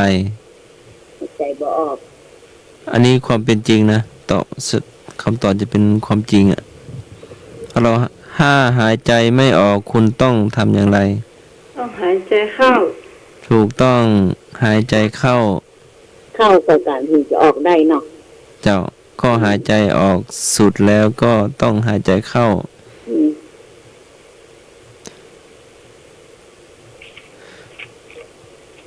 สมมุติวันนี้เมนยูเตะกับเซลซีคุณจะเสียข้างไหน เพราะอะไร ข้างสนาม ข้างสนาม ถูกต้องข้างสนามเพราะเชียร์ในสนามไม่ได้ เจ้า ต้องอยู่ข้างสนาม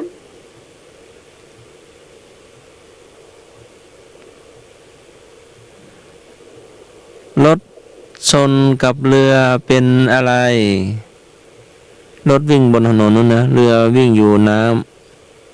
รถชนกับเรือเป็นอะไรรถชน เป็นไปไม่ได้ ไฟเรือไฟ ำถูกต้องเป็นไปไม่ได้ อืม นอกจากถนนอยู่ใกล้แม่น้ำแล้ว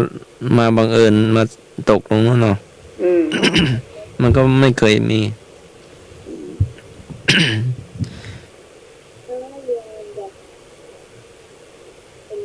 ทำไมแปรงสีฟันถึงหาย สบู่ลักมันเอาไป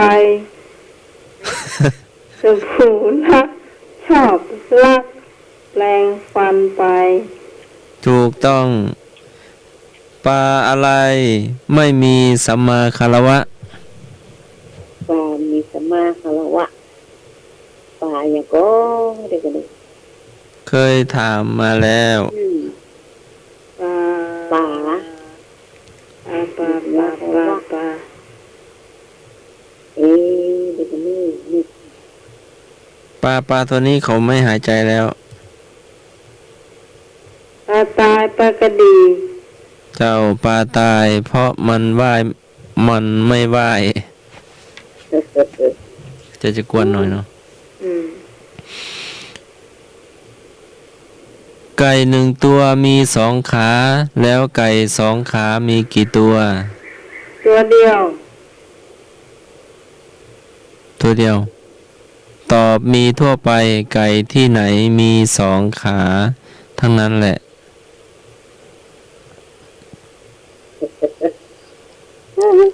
พระอะไรมีหนวด พระอะไรมีหนวด พระสมัคร พระสมัครพระนาแจแพะนาจาเป็นแพะเนาะ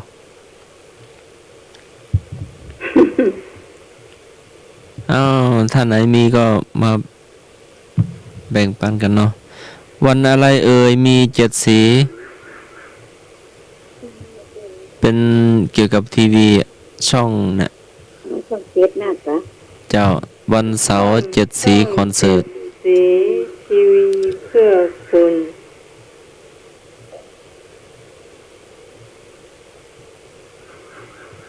สัตว์อะไรห้ามอ่านหนังสือ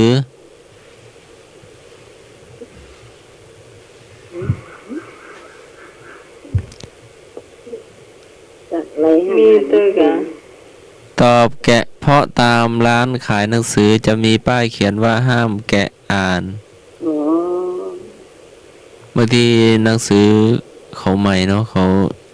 จะใส่ แกะ ใส่ถุงใสๆอ่ะ อืม เพราะว่าถ้าไม่ใส่เขาก็เปิดไปเปิดมาแล้วก็เป็นขี้ เล มือย ถามบ้องไอ้นึก เปลี่ยนกันถาม ยังมีคำถามเลย เปลี่ยนกันถามเนาะตอนนี้ก็5 ทุ่มจะครึ่งอยู่เนาะ อืม อีกประมาณ20 นาที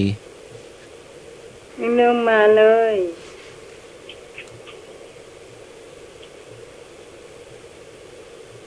ถาม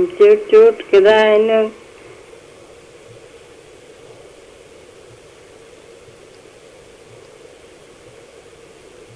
แม่จะได้นึกจ้า สวัสดีครับ ไอ้นึก ขอทำจุด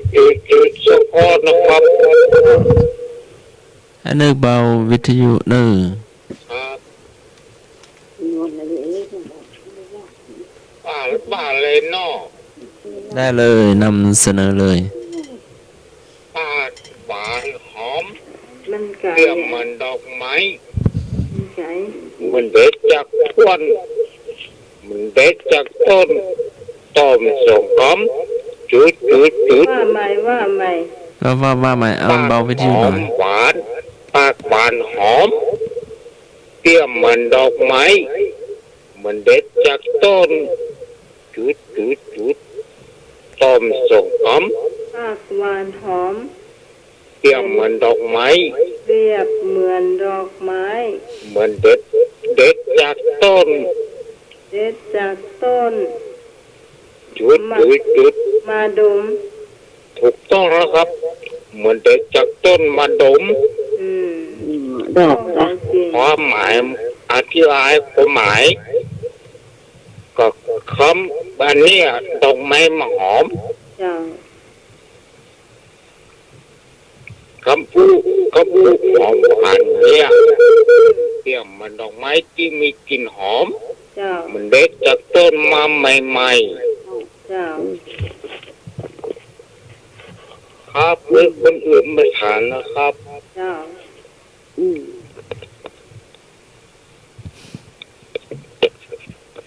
แม่จะวางห้องก็ได้นะเจ้า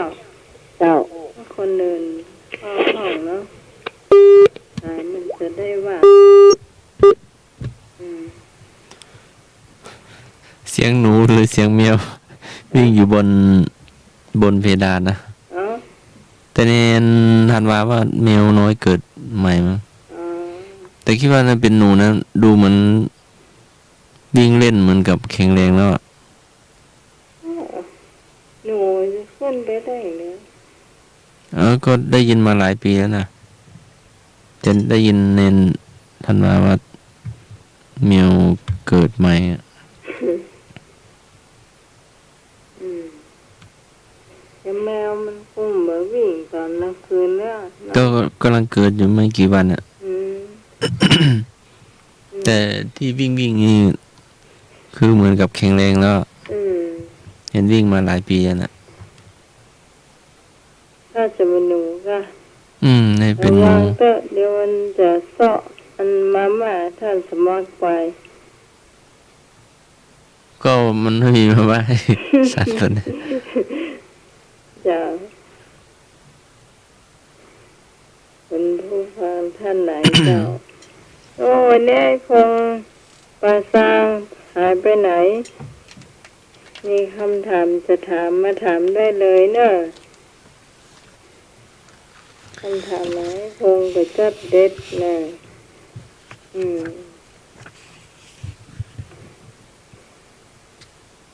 เจ้า เปิ้นไขปากช้า เอาห้าปากบุง ฮะ เอาบอกไปแล้วเนาะ อันนี้เป็นกรรมจุดๆหรือว่า เจ้าเป็นคำจุดๆก็เอามาต่อกันได้เนาะ จุๆที่ต้องเอาเป็นข้าวเป็นเครืออย่างนี้ตะกี้ ดูจำไม่ได้ขนาดนั้น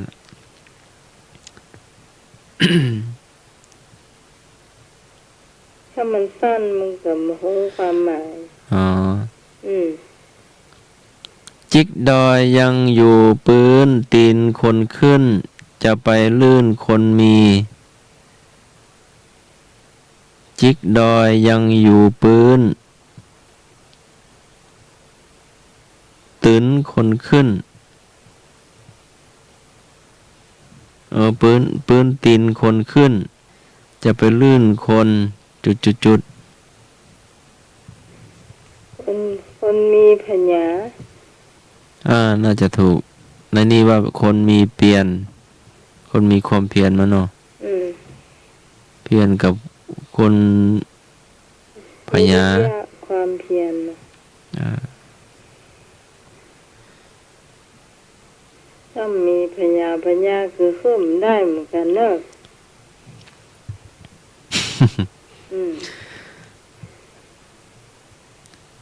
ตัณหาฮักเมียเหมือนเชือกผูกคอ ตัณหาฮักลูกนั้นหนอเหมือนปอผูกจุด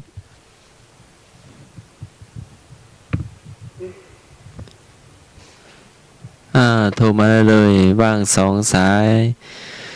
053226058 052010462ว่าใหม่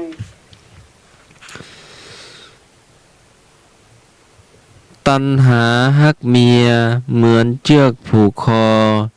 ตัณหาฮักลูกนั้นหนอเหมือนปอผูก แขน เจ้าผูกศอกกับแขนน่าจะใกล้กันเนาะเนี่ยก่อน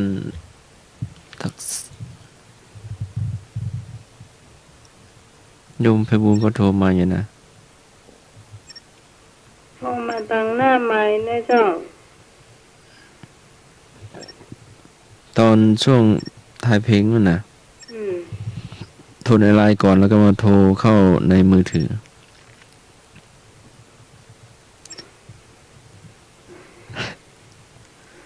ประมาณ1 ชั่วโมงที่แล้ว โทรมาได้เลย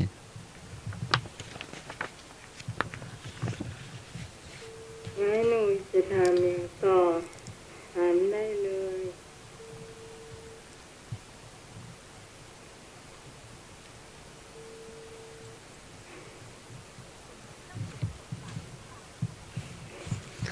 ได้หลับกันแล้ว มาแล้ว โทรมาได้เลย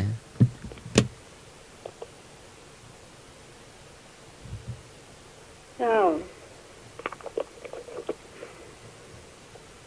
ช้า สวัสดีเจ้า ก็วันนี้คำถามยังมั่มบู้เหรอฮะ ฮะ วันนี้คำถามยังมั่มบู้เหรอฮะน้องไหม คำถาม มาบู เอาลองแม่ลองเอาคำถามบูบูมา นมักสักการอาจารย์ เจริญ น้อง พ ไหม ร เจ้าคำถามบูบูของความดันขึ้นเจ้าความดันขึ้นไอ้โฟงหายแซบหายซอยอ่ะ คนดันคืนแต่วันนี้ หายแซบอ่ะไอ้โฟงอ่ะ ครั้งไหนจะได้ นั่นน่ะถ้ามันติดแล้วหายแซบความดันขึ้นลำหู ตะกี้มีแม่หยัง แม่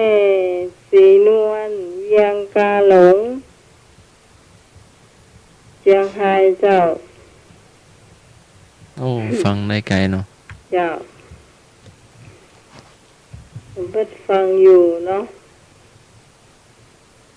น้ำมาอย่างที่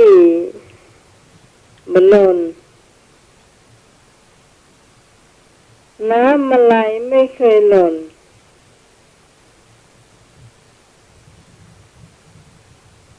น้ำอะไรเอ่ยไม่เคยหล่น ตกลงมามันก็ต้องหล่น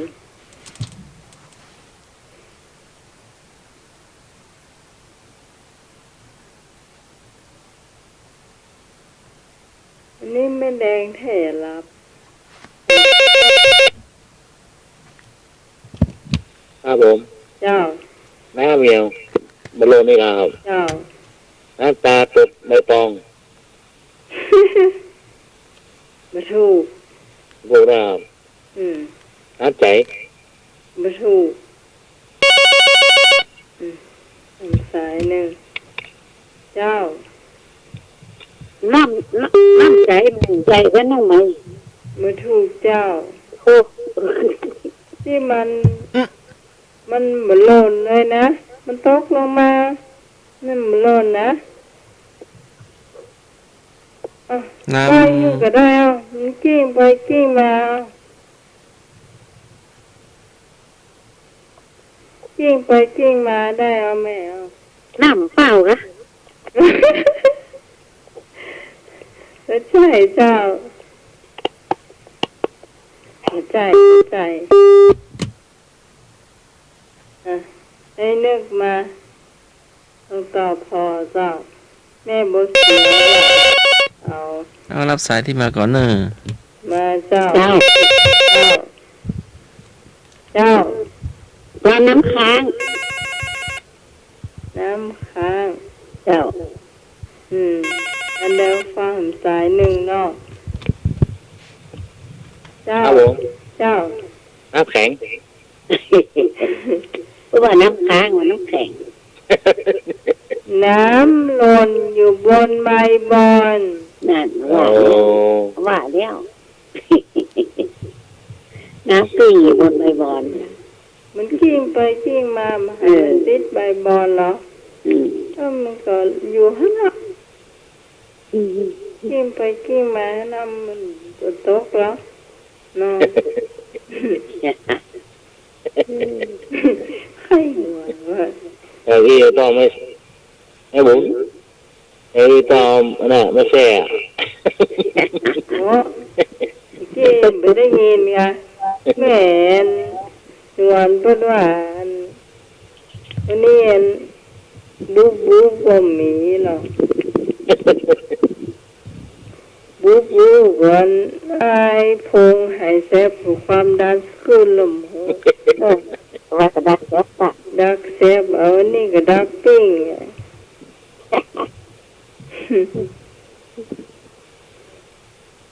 เป็นได้หู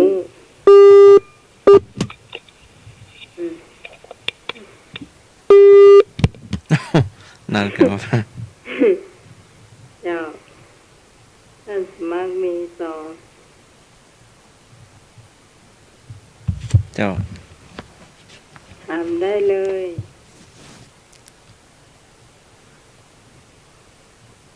เอา อะไรเอ่ย อะไรเอ่ยเนี่ย ยายบัวไม่ได้เลี้ยงเป็ดเลี้ยงไก่แล้วยายบัวเอาไข่ที่ไหนมากิน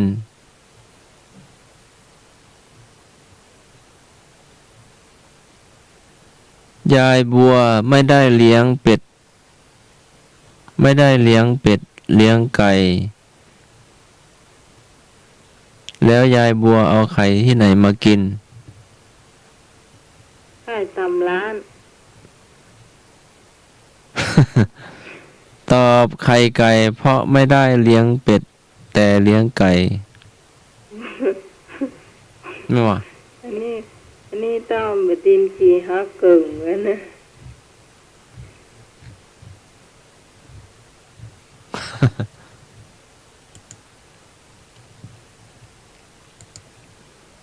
ไม่ได้ฟังชัดเจน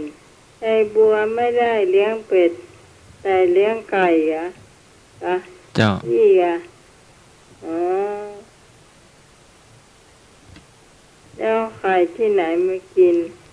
ไม่ได้ถามว่าไข่เป็ดเจ้าแต่ถามว่าไข่ไก่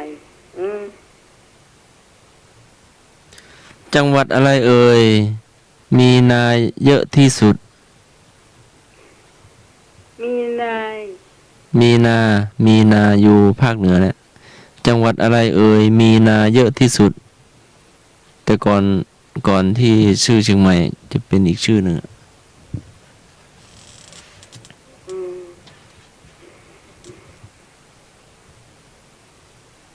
เป็นชื่อแบบโบราณอะ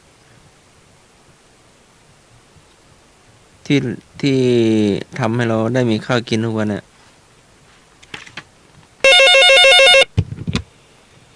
ผมเจ้าเมืองล้านนาถูกต้อง100%ล้านนาวงเล็บเชียงใหม่นครพิงค์ล้านนาไงเชียงใหม่ล้านนาก่อนที่เป็นเวียงพิงค์แล้วครับก่อนเชียงใหม่นะครับแล้วก่อนเวียงพิงค์เหรอครับพิงค์นครเชียงใหม่แล้วก่อนนครพิงค์เหรอครับนครพิงค์นี่กระเมียนครับมะลุมนครพิงค์เป็นชื่อแรกเลยเนาะครับก่อนชื่อล้านนาหรอเจ้าครับนึกอ้ายหนุ่ยมีก่ออะไรเอ่ยอยากโตเดี๋ยวก่อนคือก่อนใหญ่ยังใหญ่นึกคำถามอยู่ก็ แมลงวัน30ตัวเรียกว่าอะไรแมลงวัน30ตัวเรียกว่าอะไรแมลงเดือนอ้าวรู้ได้ไงแมลงวัน30ตัวเจ้าเฉลยแมลงเดือน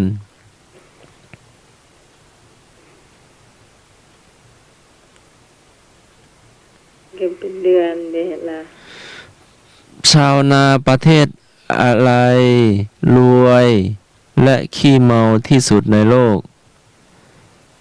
อย่างอะไรเอ่ยชาวนาประเทศอะไร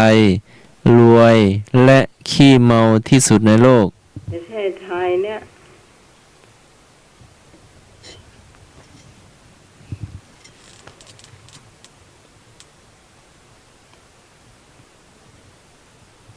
ชอบเอาข้าวมาใส่เหล้าแล้วก็กิน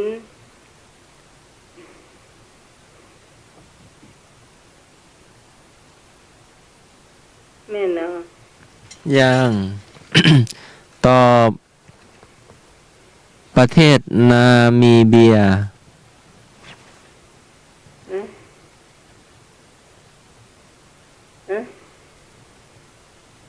ชาวนาประเทศอะไรรวยและขี้เมาที่สุดในโลก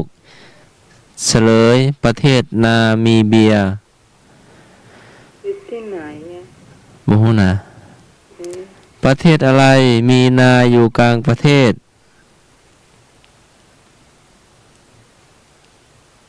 ได้ก่อ นาอยู่กลางประเทศกะ เจ้ามีนาอยู่กลางประเทศ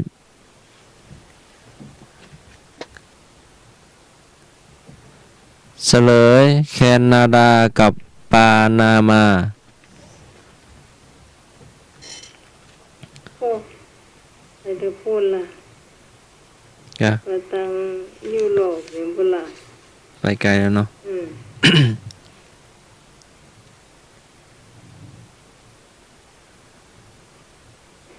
อ้าวท่านไหนมี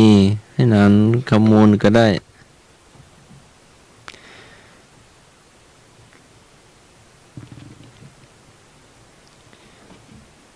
ไม้กดเปิ้นยังใจแปลงขอ ไม้กดเปิ้นยังใจแปลงขอ เหล็กงอเปิ้นยังใจแปลงเขียว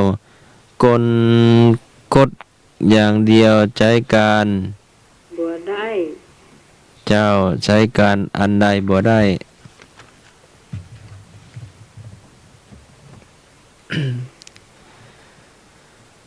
อันนี้มันเป็นจุดๆแล้วนะ เจ้า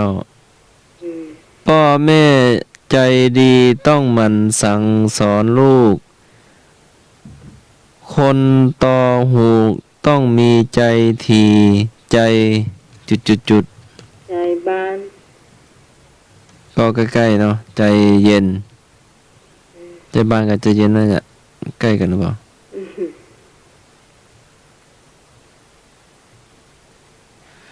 บ่มีกิน ผักบ่มีเหยื่อต้อง อืม คนใดบ่เอาพี่น้องเสียหนอเสีย บ่กินผักบ่มีเหยื่อต้อง คนใดบ่เอาพี่น้องเสียหนอเสีย จุด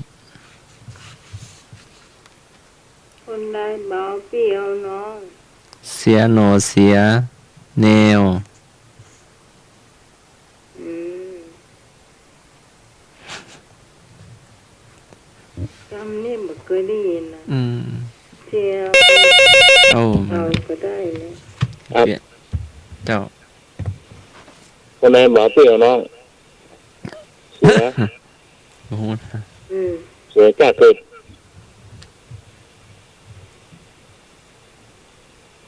ตอบไปแล้วนี่ไหนเอาถามไม่หนุ่ย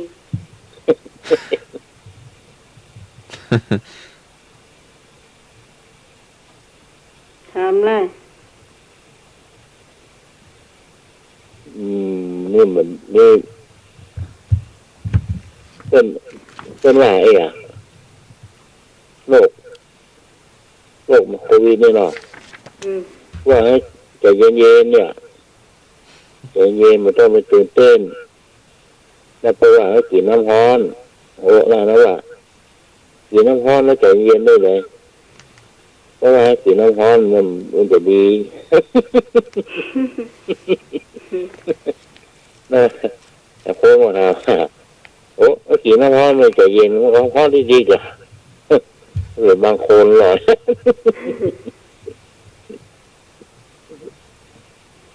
เอ๋ไปขี่น้ำร้อนน้ำก็ร้อนไปหมด อากาศก็ร้อน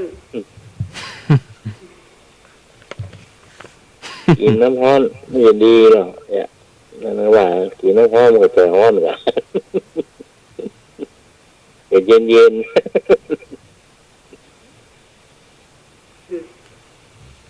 เจ้า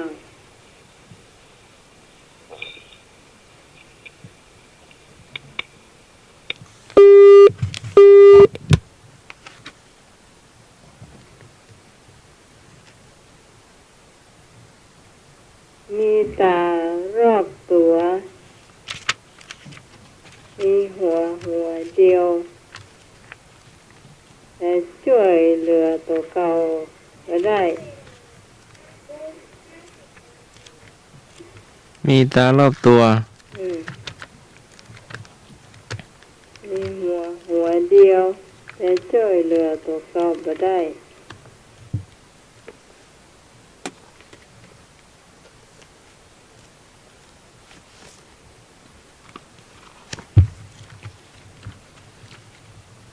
มีตารอบตัว อืม แต่ช่วยเหลือครับผม เจ้า เบอร์เคยนัด เจ้าถูกละ มาขนาด ให้เรามารู้จักนะครับ ฮะ เบอร์เคยนัดรู้จักกันครับ ที่มีตารอบตัวน่ะ ครับ เจ้าคือ เอามาจิ้ม หน่วยสุกมันหอมเนาะ ครับ เอามาจิ้มน้ำตาลพริกป่นเกลือป่นเนาะ ครับ อร่อยเนาะ โม่เลยเนาะ อืม เป็นน้ำปั่นนะครับ อืม เบอร์เคยนัดปั่นนะใส่ยาคู่เหรออ้อหอม อืม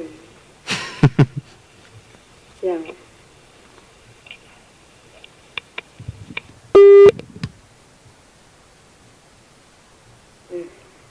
ผมสักคำถามแล้วท่านสมัคร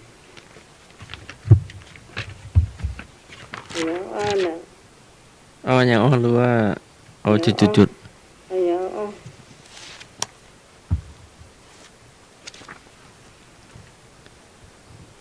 เอาอย่างอ้อ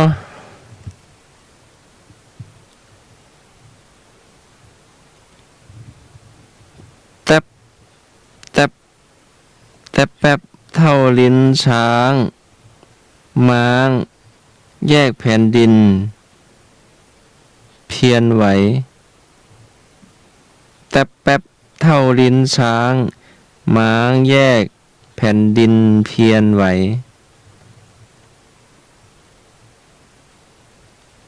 อันนี้น่าจะเป็นไทย เจ้าไถนา ว่าเอาไปไถนา ไถนา เจ้า เท่ากับไถคอม่าควายคอม่าคน อืม ไถนา เจ้าอืม พอก่อน อืมงามสักคำถามปะอืม นั่นแหละคำถาม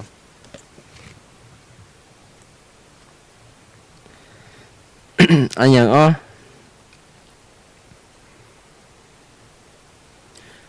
หกหูสามปากหกหูสามปาก โอ้โหสามปาก เป็น